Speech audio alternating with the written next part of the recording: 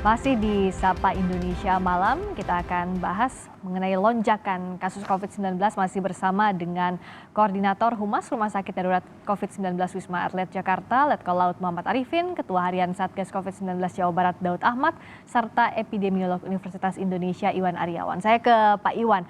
Jadi kalau tadi kan dipaparkan ternyata lonjakannya terlihat signifikan di RSD Wisma Atlet, juga di Jawa Barat. Kalau yang Pak Iwan lihat dari libur panjang ke libur panjang, apa evaluasinya termasuk yang saat ini pasca libur Lebaran? Uh, jadi kalau kita lihat dari tahun lalu ya, selalu itu kalau ada libur panjang, itu akan disertai pergerakan penduduk. Ya, dari saya dan tim itu memonitor dari datanya Facebook, UI bekerja sama dengan Facebook sehingga kami mendapat data cukup besar untuk melihat pergerakan orang gitu. Nah, dari situ kita selalu lihat tuh kalau ada libur pergerakan orangnya naik, kemudian akan disusul dengan kasus COVID-nya naik. Dan kalau kita lihat dari libur Natal Tahun Baru, itu memang setelah puncak pergerakannya terus mulai naik dan akan naik terus sampai kurang lebih 1 bulan setelah puncak pergerakan tersebut. Nah, kalau ikut pola itu, kalau kita lihat di libur Lebaran ini, puncak pergerakannya itu terjadi di tanggal 16 ya, 16 Mei. Nah, jadi kalau kita lihat 1 bulan, ya minggu depan lah tepat 1 bulan. Jadi sekarang memang lagi naik tinggi-tingginya nih. Ya kita harapkan tidak setinggi waktu Januari kemarin ya. Iya. Tapi evaluasinya adalah memang protokol kesehatan yang mulai kendor, begitu ya Pak Iwan yang jadi Betul, ya, karena gini, kalau kita lihat ya, sewaktu liburan, sewaktu mudik, itu sangat sulit untuk menerapkan protokol kesehatan ya. Banyak yang protokol kesehatannya kendor juga, pemantauan baik oleh Satgas maupun oleh relawan itu kelihatan bahwa kepatuhan protokol kesehatan itu makin menurun. Iya. Tapi setidaknya kalau dibandingkan dengan yang libur Natal Tahun Baru, sekarang sudah diantisipasi dengan lebih baik sehingga angkanya tidak setinggi sebelumnya ya Pak Iwan ya, meskipun ada lonjakan. Iya, jadi kalau yang sekarang itu sebetulnya sebelum liburan Lebaran kemarin, saya udah beberapa kali terlibat rapat-rapat dengan pemerintah itu, maksudnya dengan Kementerian Kesehatan, dengan kementerian yang lain, mereka sudah antisipasi bahwa akan ada lonjakan gitu. Meskipun kita melakukan pelarangan mudik ya, tapi kan itu bukan sesuatu yang mudah di Indonesia ini melarang mudik ya. Karena kalau kita lihat meskipun dilarang banyak yang berhasil mudik gitu, malah mudiknya lebih maju gitu. Jadi sebetulnya sudah diantisipasi gitu. Jadi kita harapkan sekarang bisa lebih terkendali lah dibanding dengan yang libur Natal Tahun Baru kemarin. Nah kalau Pak Arifin melihatnya dari para pasien di Wisma Atlet ini, apa sih yang jadi kendala utama? Apakah tadi memang perilakunya tidak sadar dengan protokol kesehatan, sudah mulai kendor di 1 tahun lebih pasca pandemi awal ini Pak Arifin? Ya memang faktanya demikian.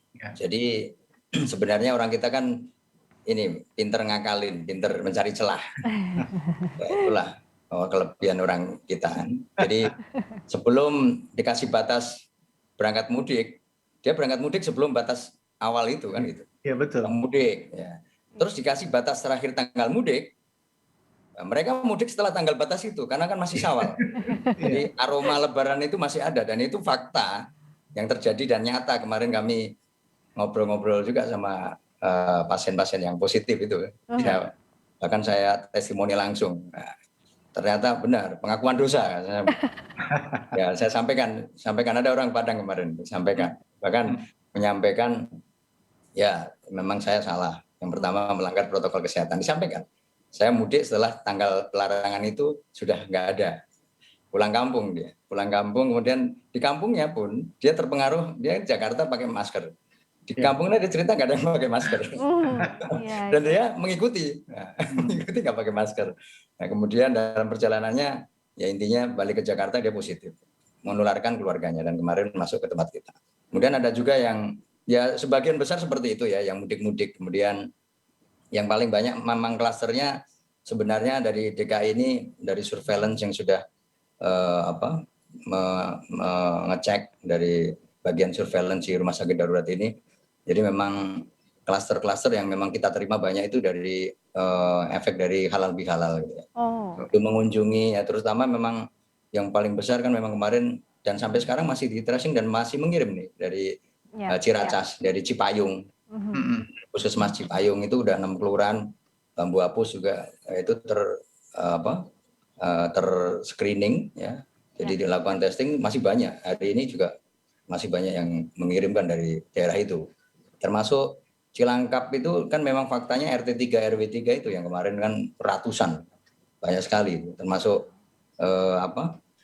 di situ memang seperti itu, katanya Lebaran ya kemarin kejadiannya seperti itu. Jadi bukan membatasi mobilitas, pada faktanya mengakali mobilitas itu ya, asal bisa tetap bergerak di Lebaran. Ya itulah, harus kita sepertinya harus lebih pinter dari mereka yang yang buat melanggar. aturan.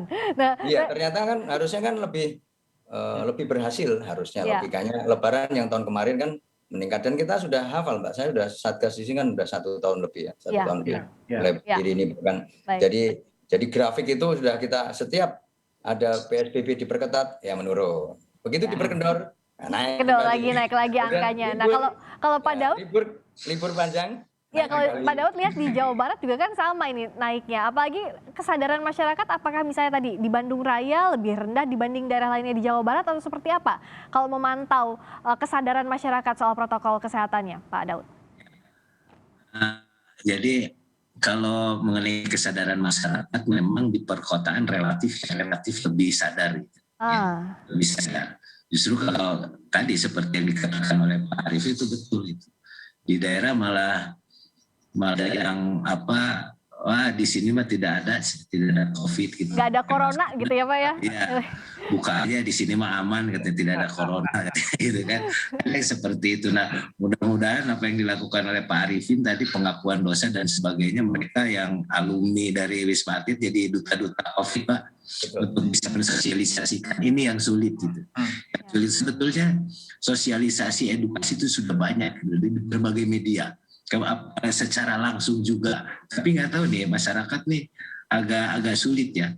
Angka di Jawa Barat kemarin ya, waktu kita rapat mingguan dengan Pak Gubernur dengan Muspida, itu pasca Lebaran justru kita menurun tingkat kepatuhannya. Ya, ada kepatuhan pakai masker dan kepatuhan untuk tidak berkerumun.